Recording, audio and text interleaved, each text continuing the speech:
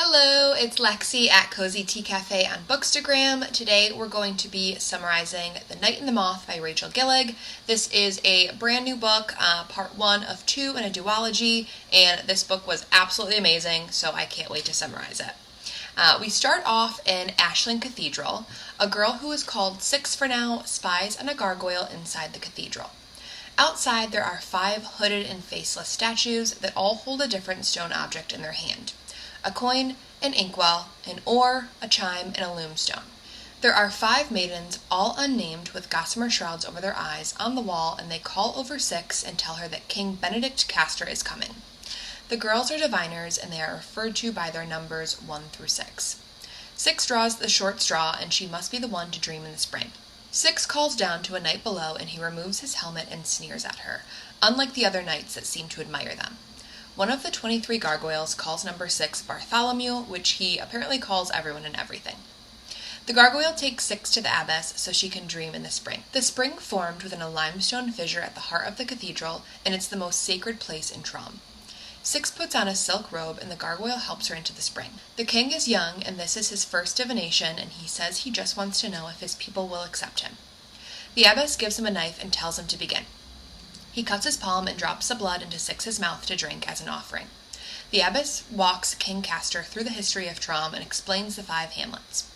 Colson Fair is the hamlet of merchants, the Seach is the hamlet of scribes, the Fervent Peaks is the hamlet of fishers, the Chiming Wood is for foresters, and the Cliffs of Belladine is for weavers.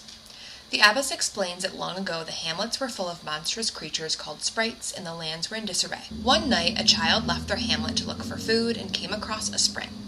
When she drank from it, she started to dream of 6 gods who all held stone objects. People from all over heard of the child's story, so she kept drinking from the spring to dream of more information. She learned the names of the 6 gods called omens. The omen with the stone coin was the artful brigand. The harried scribe had the inkwell, the ardent oarsman had the oar, the faithful forester carried the chime, and the heartsore weaver had the sacred loomstone. The 6th omen didn't have a stone and never revealed anything about itself other than appearing as a pale moth. Ashland Cathedral was built on top of the spring, and more foundling children were brought to the cathedral to dream as diviners, and the hamlets were united to create the Stonewater Kingdom, which upholds the faith of the omens and diviners. The king gives 6 his name, and she sinks into the spring and drowns to begin dreaming. 6 goes through the dreams and sees each of the 5 stones, and each one shows a bad sign, meaning the king will not be favored by the omens. She reports back to the abbess during her dream, and she can hear whispers of what's going on around her in the real world. Number 6's name was once Sybil Delling, but she stopped using it when she agreed to 10 years' service as a diviner. After dreaming, Sybil wakes up on the floor of the cathedral and walks to the dining halls, still in her soaking wet slip. She sees a female knight outside of the dining hall and refuses her help. Sybil barges into the dining hall and sees the king and the rude knight from earlier named Rory. The king has a cup full of Ashling spring water, and he's been drinking out of it. From the smell, Sybil throws up on Rory's boots. They take barbs at each other, and Sybil ends up storming off to her quarters. When Sybil wakes up in the morning, 1, 3, and 4 are just entering the room. They had snuck out the night before to hook up with some knights, and 4 is upset after finding out the knight she was with was married. The diviners are never allowed to leave the tour, but they have plenty of visitors that come to the cathedral to keep them company. Sometimes 1, 3, and 4 will sneak out to the tour and into Colson Fair or a nearby glen to meet up with boys. Sybil mostly follows the rules, but she's hooked up with a few male and female knights on the tour's grass. Sybil keeps thinking about Rory telling her that she knows nothing of what's really going on in Trom, and she proposes to the diviners that they should sneak out to Colson Fair tonight. She asks Rory to escort them in exchange of her silence on them stealing the spring water. Initially, he refuses because they need to leave for Colson Fair within the hour, but when Sybil comes home after divining, she sees a note attached to some idleweed that tells her to be ready by nightfall. The diviners smoke all of the idleweed because it curbs the nausea caused by divining. The knights arrive to escort them out, and Sybil is paired up with a man named Hamlin. They come across small bird-like creatures, and Hamlin kills one and says it's a vicious sprite and says they can't be trusted. Sybil takes Hamlin to the grass to sleep with him, but she gets turned off when he says the people back home won't believe he slept with a diviner, so she leaves. While shopping at the different stalls, a merchant notices Sybil is a diviner and tries to take off her shroud. Rory shows up and pushes him and tells him to keep his hands to himself. Everyone is dancing, and the king dances with Sybil and apologizes for taking the spring water and thanks her for not turning him in. He tells her to call him Benji like everyone else does. The knights start to play a game where they challenge someone to their craft. Everyone in the hamlets has a craft, and to challenge their craft is like a duel to test their skills. The loser gets chased around naked or has to do what the winner says. The king challenges Rory to his craft of war and says if Rory is still standing after 3 assaults, Rory will win, but if Rory goes down, Benji will win and Rory will have to have his future divined. Rory agrees but says he gets to pick his assailants and he chooses the diviners. 1, 4, and 6 volunteer and 6 is the last to go. When it's her turn, she picks him up off the ground and throws him onto his back and the crowd cheers. Sybil enlists a gargoyle to help her divine for Rory before the abbess wakes up, but when she dreams, she doesn't see any portents. She only sees a vision of a moth, the 6th omen, that covers her eyes and shows her the omens in their human form. Those omens lead her into the cathedral where she sees screaming diviners in the water. The next morning, 4 is gone. Everyone believes 4 ran away and the others divine as usual. 2 disappears next, and Sybil tells the abbess of her dream, but she brushes it off and says that Sybil just feels guilty, and the abbess tells her that she knows they went to Coulson Fair. Then 3 vanishes, and Sybil takes matters into her own hands. She sneaks out to the castle in Coulson Fair in the night, and a gargoyle follows her. They reach the castle, but the guard says the king and his knights aren't there, they're in the siege. They go back home, and now 5 is gone too. 1 and 5 are the only ones left, and 1 takes off her shroud and is startled by what she sees. Sybil doesn't look, but when she wakes up, 1 is gone now too, and she's the only diviner left. A man barges in, and she sees that it's Rory. Rory says he's there because the king received word that she showed up at the castle and he wanted to check on her. After Sybil confronts him, he claims he did not steal the diviners, and he grabs her and takes her through the door with a device that seemingly allows them to move through walls. Sybil says she needs to grab her chisel and hammer, and a gargoyle shows up and overhears that she's going to run away, and he starts wailing. The other gargoyles, who aren't nearly as nice, show up in the distance, and the abbess tells Sybil not to leave. Sybil tells the abbess that she has to leave to find the other diviners, and the abbess orders the gargoyles to kill Rory. Rory is able to kill 2 gargoyles using the same coin he used to walk through walls, and Sybil realizes that this is the artful brigand's coin from her divinations. The friendly gargoyle comes with them, and they all escape over the wall and head for the siege. Sybil thinks that Rory might be the artful brigand since he has his coin, but she doesn't see how that could be possible. They reach the gates of the siege, and they see banners of the stone inkwell, the symbol of the harried scribe. Sybil reaches into the river, and a sprite emerges and bites her hand.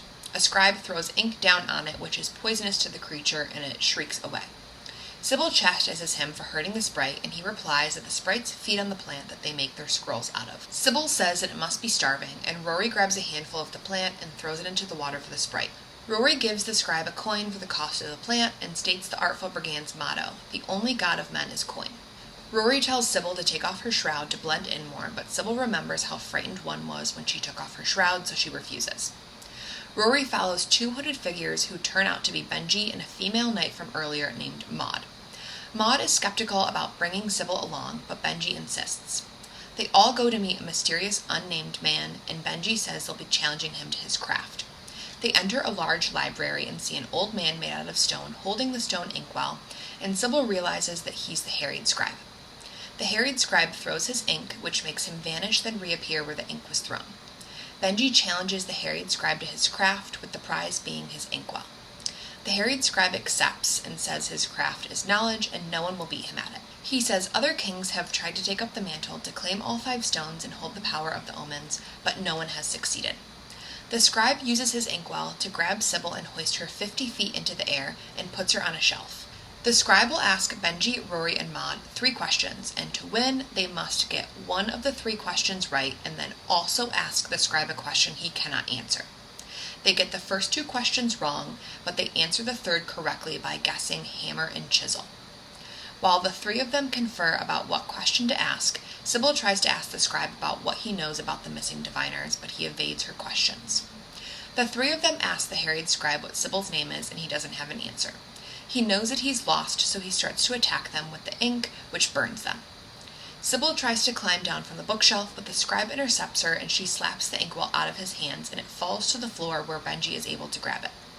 The scribe slaps Sybil, which makes her fall to the floor, and on impact she starts to bleed. The scribe starts to drink up her blood because it tastes like Ashling's waters. Rory uses the coin to kill the scribe, and his stone body bursts into thousands of pieces. Sybil runs away, and when Rory catches up to her, she confronts him and asks if he's the Artful Brigand. He says he's not, and tells her that he got the coin when he challenged the brigand to his craft and beat him. He reveals that he killed the omen with his coin, and he's going to kill all of the omens. Sybil leaves with the gargoyle and grapples with the fact that everything she knows about the omens is a lie. Her and the gargoyle explore the siege, and Sybil starts to ask around if anyone has seen the diviners at the foundling houses, but no one has. She asks the gargoyle how the abbess chooses the diviners, and he says he only knows that they're always girls and they're always sick because the abbess believes these type of girls bear the pain of drowning better. The gargoyle and Sybil are in the streets, and Sybil spies a group of 3 men following after 3 young girls. She trips one of them, and a brawl starts.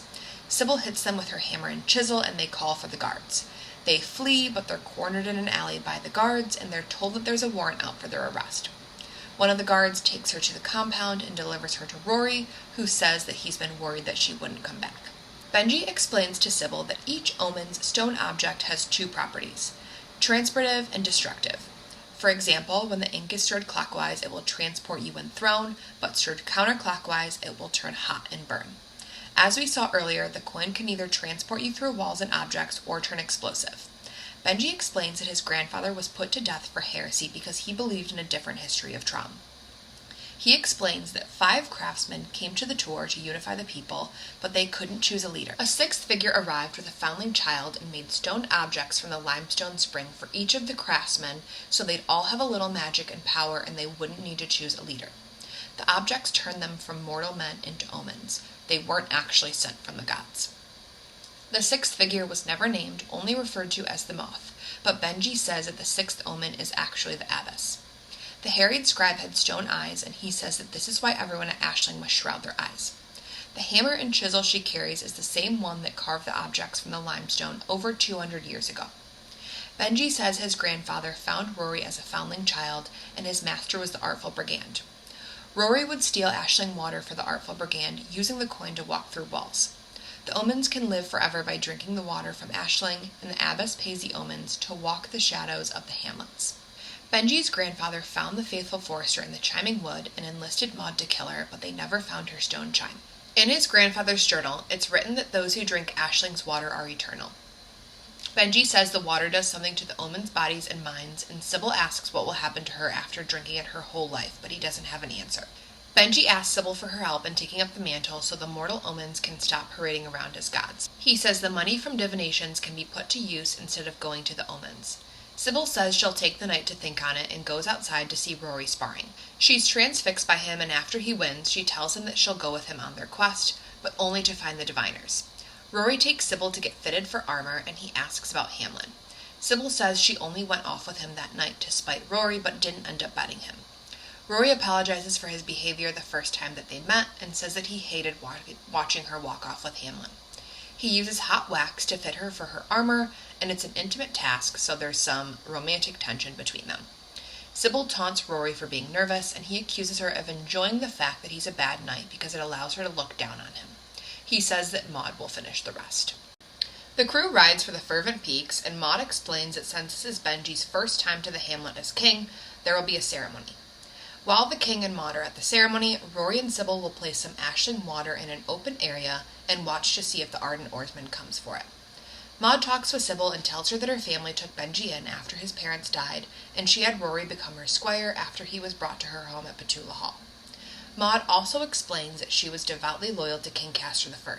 When he was ousted as a heretic, King Castor knew she was loyal and made her deny him so she wouldn't be punished. When he was brought to be stoned, it was her who led him to the platform and threw the first stone. On the road, they encounter a huge mountain sprite with a mouth as big as a caravan. The knights try to scare it off by cracking their whips, but another mountain sprite emerges, and Benji is thrown from his horse, and his leg armor gets stuck in a rock fissure. Sybil and the gargoyle try to help him, but they can't unlatch the armor. The mountain sprite is headed for them, and Benji tells her to leave him and run, but she stays and smacks the rock with her hammer, causing it to break, and Benji is able to free himself. The gargoyle flies off with both of them, and the knights are able to kill the mountain sprite. In the village, the ceremony starts, and the king must strip naked and swim into fishing nets within the freezing river and stay there for an hour. Rory and Sybil head out to lay their trap, and while they're mildly flirting, they're interrupted when the ardent oarsman approaches and they see him drink from the bottle of ashling water. They watch the oarsman stick his oar into a waterfall and disappear, and they assume he transported himself to the top. They ask the gargoyle to fly them up on top of the waterfall, and Sybil sees a castle from her divination dreams. There are multiple sprites sleeping in front of the castle, so they sneak past them and knock on the door. When the ardent oarsman answers, they see that he's much more monstrous than the harried scribe. His face is made almost entirely out of limestone, and his teeth are fangs, making him resemble the mountain sprites. The oarsman says he knows where the diviners are, and Rory says they're taking up the mantle and challenging him to his craft of vigor. Rory says that if he wins, the king will get his stone oar and Sybil will get answers about the diviners. The oarsman agrees, but says it must be Sybil who faces him, since she's the one that needs answers. Rory starts to train Sybil to face the oarsman, and he uses his coin to help prepare her. She can't catch him before he disappears, and she's getting frustrated, so she catches him off guard with a little speech. She uses the distraction to attack him and haul him onto the ground. While she's on top of him, they almost kiss, but are interrupted by Maud and Benji. Next, they give Sybil the coin and tell her to train with it so she can use it in her challenge with the oarsman. At night, she overhears Maud telling the others that she doesn't think Sybil is ready, but Rory reassures her that she'll win and expresses his confidence in her. The night before the challenge, Rory shows up to her room and takes her to a hot spring, but Sybil reveals that she can't swim. The hot spring is shallow enough to not require swimming, so they both get in, and while Rory is messing around with her, she accidentally slips and falls into the water. He feels terrible since she can't swim and spent years drowning, but to distract him from feeling guilty, she asks him to massage her shoulder. She asks him to find a home for the gargoyle and continue looking for the diviners if she dies in the challenge. Rory kisses her palm and tells her that he believes in her, but promises to do anything she asks of him. The next day, they get to the oarsman's castle, and he's on top of a large platform in the river, and he says he will hold the challenge there. With Sybil not being able to swim, this makes the challenge even more dangerous. Benji says that she can't use the coin or the inkwell because they can't risk losing them in the water. Sybil says she can do the challenge without them, and the gargoyle flies in with her hammer and chisel. Sybil asks Rory to tell her a story before she fights, and he tells her the story of himself and says that he learned to believe again after he met her. He tells her that when she wins, there will be one less omen in the world, and his story will end when she kisses him. On the platform, the oarsman dips the blade of his oar into the water, which makes the waves bend to his will and crash around her. She gets her footing and is battling him with the chisel and hammer, but he catches her and bites into her neck. He says that she has more ashling water in her blood than the last one. He says that diviner blood is the only fill of the water he gets every 10 years, and smashes his oar into her face, which rips off her helmet and her shroud. He is momentarily startled by her unshrouded face, and she uses the opportunity to attack him and drives her chisel into his heart. As he's dying, he tells her that the diviner was brought to him a week ago, and he drank her. He says she's dead along with the rest of the diviners. Before he dies, he plunges the oar into the water and breaks the platform apart, which causes Sybil to fall into the river. Rory rescues and resuscitates Sybil, but she wakes up days later in a room with a new shroud over her eyes. She leaves her room, and within another room, she sees the stone objects and Benji's grandfather's journal. She looks through it and sees a painting of Ashland Cathedral with 6 diviners drawn with moths above their heads. The journal entry says that the king found no trace of any diviners after their 10 years of service was up, and he wonders what they hide behind their shrouds. Benji enters the hall and tells her they're in Maud's family home, Petula Hall in the Chiming Wood. Sybil confronts Benji about what's written about the diviners in the journal, and he apologizes and says that he often doesn't know what the right thing to do is. She goes out into the woods and stumbles around until she runs into Rory on the road. She tells him that the diviners are all dead, and that she saw the moth when she divined for him. He comforts her, and she finally reveals her name to him. Sybil spends 4 days in her room, healing and grappling with her grief. Benji, Maud, and Rory tell her that the plan is to search the sacred glen for the stone chime during the king's ceremony. While they're in town, Gargoyle calls Rory over and asks when he's going to tell Six he's in love with her. He's flushed and speechless, and Sybil yells at Gargoyle and tells him he's got it wrong. He then asks if it's her who's in love with him, and now she's mortified. She tells him that neither of them are in love, and Gargoyle asks what they did when they snuck off for hours and came back wet. He asks why she was tossing in her bed that night. Benji and Maud overhear, and Maud is giddy and says that she knew they were sneaking around. Maud gets Sybil ready for the ceremony and gives her the new breastplate that was made for her. Maud tells her that the people of the Chiming Wood wear charcoal around their eyes because the Burka sprites, who look like birch trees, feed on flesh, especially the eyes. So the people of the wood used the charcoal to make their faces look like hollowed-out skulls without eyes, and now it's tradition to wear the charcoal around their eyes. They enter into the glen, and it's smoky with pyres of idleweed all around. Helena, who was a woman from a noble house within the Chiming Wood, approaches Benji with a stone chime, the same chime from Sybil's dreams, and rings it for the ceremony. The chiming jolts Sybil into pleasant memories and transports her mind elsewhere. When the chime rings again, it brings dark thoughts and painful memories. When it stops, she looks around and sees all of the knights stumbling around with their hands over their ears. The elder blows smoke into Benji's face and his eyes become hazy. Rory goes to steal the chime while Maud distracts Helena, but she rings the chime again. Gargoyle says he sees the omens with their objects, diviners coming and going, and the bent and twisted bodies of diviners. Sybil says that it sounds like her dream of the sixth omen.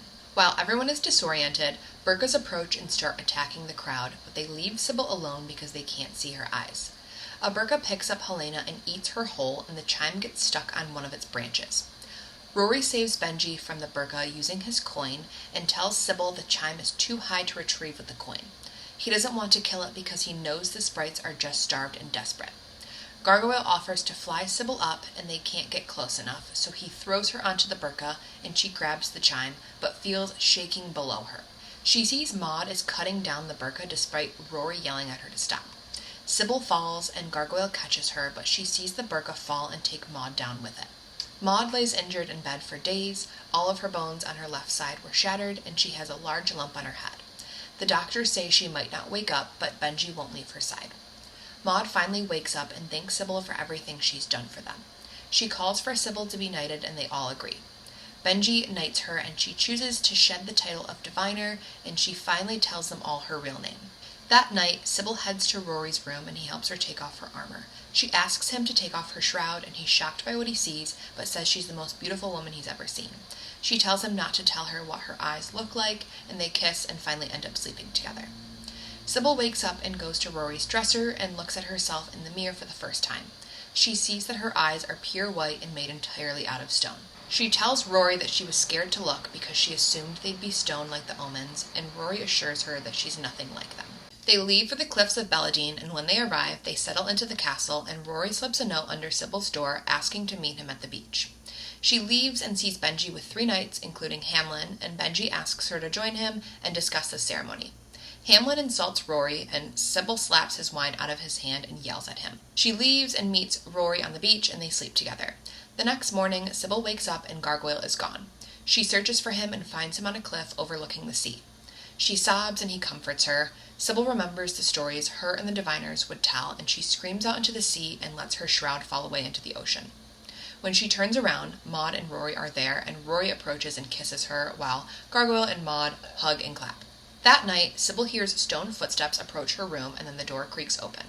A hooded figure approaches and looms over Gargoyle's bed, and a flash of lightning illuminates their face. Sybil screams, and the hooded figure runs out of the room. The figure was the Heartsore Weaver, and her face was almost entirely stone.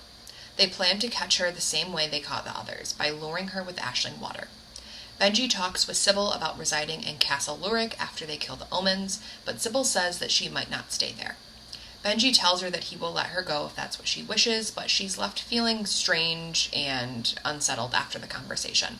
During the ceremony, Rory and Sybil talk about their future, then they go off to trap the Weaver. They wait for 2 hours and she never shows up.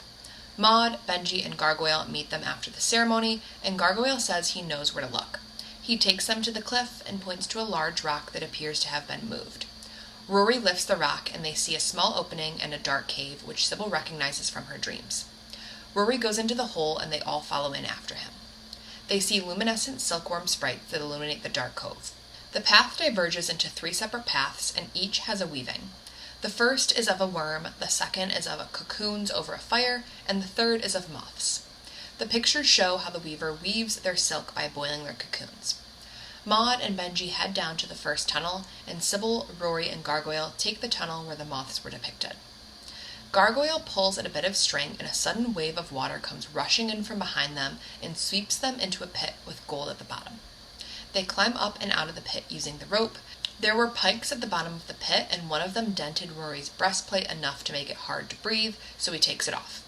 He realizes that his coin was lost, and he has to go back into the pit full of water to retrieve it without any armor. While Rory is swimming through the pit, Sybil sees shadows and hears stone footsteps clacking. Then she sees a moth. She follows the moth into a cavern and sees a naked girl with a shroud over her eyes lying on a table, and Sybil realizes it's one. The Heartsore Weaver emerges, and she looks like a stone goat with wings, similar to a gargoyle and made entirely out of limestone. The Weaver tells Sybil that she no longer has the Loomstone. She says the diviners come to her every 10 years, already dead, and she doesn't touch them, just gives them the best burial she can offer in the cave. Sybil points her chisel and hammer at the Weaver and tells her she's come to challenge her craft and take the Loomstone, and then calls her a false god. The Weaver says she's no god and says that she used to be like her. The Weaver says she doesn't need to challenge her at her craft because Sybil has already won. She says only a lost diviner could conquer love and heartbreak as well as she has. The Weaver explains that she had no control over how the magic of the Loomstone manifested, but it suited her. Sticking her finger in one way would transport her as far as her line of sight, and sticking it in the other way would transport her mind to memories of who she was before she was the Heartsore Weaver. Bottles of ashling water would arrive every 10 years in flasks, and one year the abbess brought it herself and asked her to make a silk robe.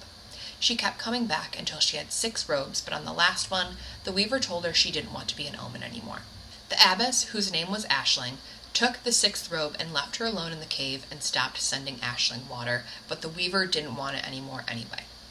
Without the water, she didn't starve like she thought she would. She turned entirely to stone like a gargoyle. Sybil asks where the Loomstone is, and the Weaver says she'll tell her if Sybil kills her.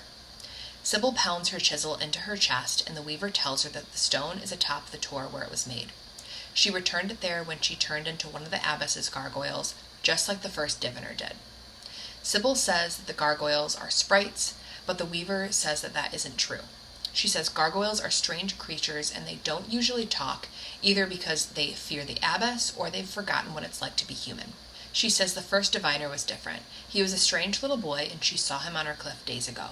She snuck into their room to see him before she was scared off. His name was Bartholomew. Rory and Bartholomew approach, and Bartholomew finally tells his story. He was a foundling child and had died, but the abbess brought him back using the spring water. The omens arrived, and they all killed each other, and the abbess brought them back with the spring water as well.